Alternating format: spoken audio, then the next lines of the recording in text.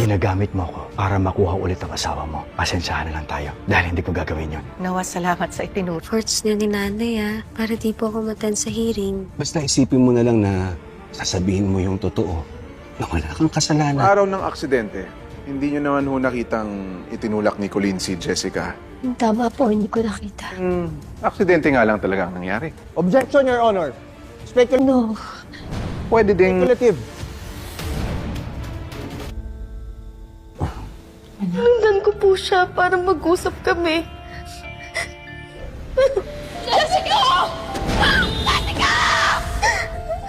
Namatay siya kasi tinulak mo!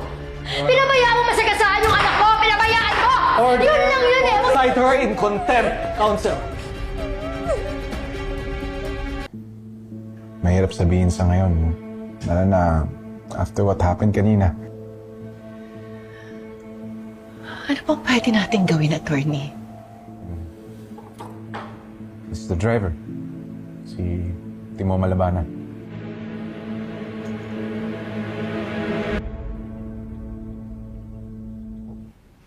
Nga po, Nay. Buti hindi kayo sinaktan ng demonyong yun. Hindi ako papayag. Buti naman ho. O ano na, may napala ho ba kayo? Wala rin naman, di ba? Nahuli ko siya. Nay, hindi naman po ibig sabihin na... Sagutin sa inyo. Kahit pa anong tanong niyo. Ina ako. Na nakita ko sa kapwa-ina. Magsasabi lang tayo ng totoo. Walang magsisi